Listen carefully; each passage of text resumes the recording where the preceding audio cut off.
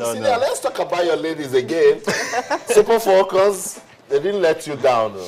They didn't let you down. They only just said, Cecilia, we won't let you talk much about us. The Tigress now, they are doing so well. So well at the moment. I was really happy about it.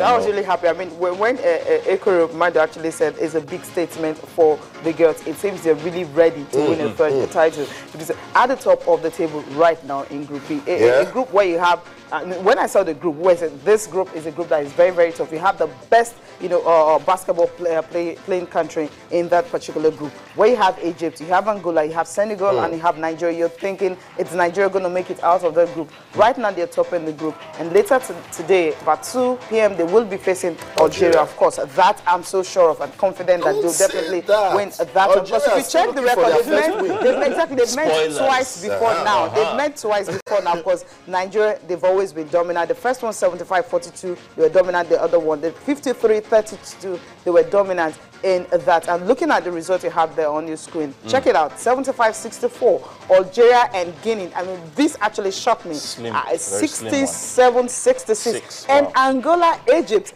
Egyptians are actually parading the youngest team in this tournament, and for them to have beaten Angolans who haven't lost, 18-game winning streak. The last time they lost was September 24th, 2011. So that is huge. So I'm thinking about the fact that Angolans will have lost. So it simply means Nigeria stand a very, very good chance to win this tournament. It's just what they are going to play against Algeria. And all I'm seeing on the screen is just that 75-64. That's what you're saying. Standard result.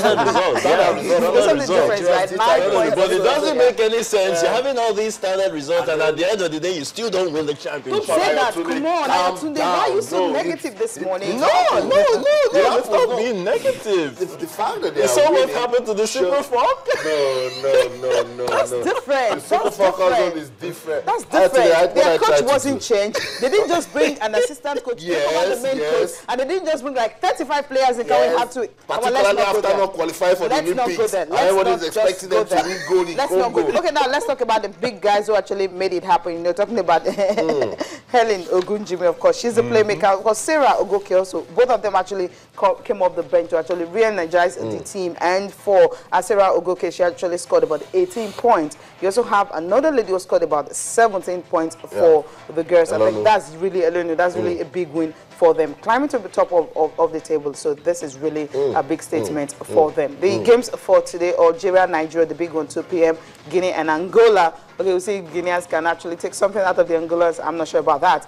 Egypt and Senegal is also another game to watch. That is this morning. And the one between Guinea and Angola is ongoing right now, started at 9:30. And of course, Egypt, Senegal will be next, then Nigeria and Algeria. That's the last game for the day. Sweet. I'm looking at this, the D Tigress team, knowing Kechi Akashili, and they still put up that dominant display against Senegal. So there's quality in this team. When Sarah is getting 18, another player is getting 17, another player is scoring 10. So that's what you're looking at. So it's more like an all-rounder, precisely. So all of them putting their energy together, and of course ensuring that. But I just love your test. Cecilia, give me your 15. Austin, give me 35. Why 35? Okay, I'm gonna give you 55. I'll give you your 55. Come the highest goal scorer, and then let's win as a team. I think that's what D Tigress they're doing at the moment. So please, D Tigress, win the Afrobasket Women Championship. Okay, let's see if we're going to hear him now. Femi Adefeso, member NBBF Media Committee, is right there in Yaoundé, where the Tigress of Nigeria are looking for another title. Femi, good morning and welcome to the show.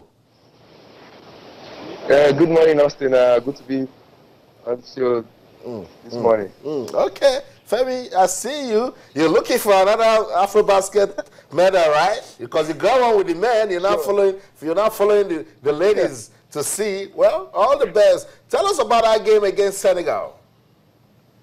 I must say it was pretty intense because going into that game, we didn't have a very good game against Angola, which was not expected. And then the next two games, we were able to bounce back, although they were expected wins from the girls. They knew they could win those games, so they were not too bothered about it. Senegal was going to bring up a challenge because of their size, and of course because of the history behind both sides. Let's not forget we beat their guys, in the final, so that was at the back of their mind. And all the way when we walk around, in the hallway, and you meet them going into the game, you're walking across. You know, they always try to intimidate one way or the other just to show signs that, hey, Senegal, we are here and we are here to win.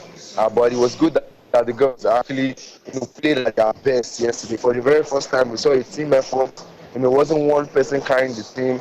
It was like the girls finally found their legs, to run down the court and make those shots. And they were making better decisions, trusting each other. And that was how it was. From the beginning of the game, we had a full grasp of that game. We never lost control until about the third quarter when they reduced the lead, to about 6 points. Other than that, we led them all through the game. Senegal never came close, and it was good victory, at the end of the day, that we were able to, beat them the way we did, and send also a reminder to all other teams that we're actually here to win the cup and, of course, qualify for Rio, just like our guys did. That's the expectation, of course. You actually, with the guys, and also they brought the gold medal. Of course, you're expecting that you will get another medal according to Austin. But they're all girls, so nobody's going to bring you down to get that medal for that. Now, talking about the qualifications for Rio, that is the target for the girls. From what you've seen so far, I mean, beating Senegal last night, which was really an intense game, like you described, do you have the feeling that they can really, get the ticket for the Olympics? Yes, I must say this team reminds me of the guys a whole lot.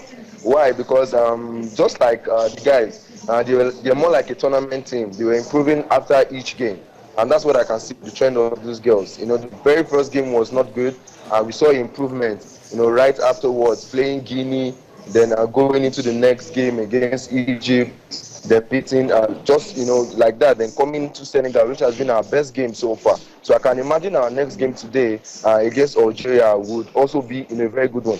Also, I want to say that the girls actually have the mind of the fact that finishing at least second group will be good for us going forward in the competition, because already we lost to Angola, meaning if Angola win their game today, it might be very tough for us to actually topple them, because we'll be locked on head-to-head, and they will be playing Guinea, which we expect them to win, and we will be going against Algeria in our last game by 2 o'clock. So if we're able to beat them, and hopefully Angola loses, we'll top the group, but if Angola wins, we'll be tied on wins and losses and points, and we will settle for second place. But nevertheless, I think these girls have what it takes. Everybody understands their role gradually, beginning to talk to each other more, which I didn't see in the first 2 games. They're beginning to, just encourage each other in doing their job. Not everybody will score, not everybody will pick the rebounds. Just do your job and make sure we win. It's all about taking care of business. And I like the business mind, at the beginning to, set in, because that was exactly the way the guys went about it immediately after that loss to Tunisia. It was about focusing on how to get it done and ensuring that we win one game at a time. And that's the beautiful thing about this group of girls too. They're not worried about who they play in the quarterfinals. They're worried about Algeria, who they play this afternoon. And that's the beautiful mindset. Because when you think too far ahead, you may just stumble along the way and never get to your destination. So I must say we should be full of confidence that this girl can do it. But I like the fact that they are also humble about it. They are not blowing their trumpet and feeling too high and celebrating too much. Their head is still on the ground.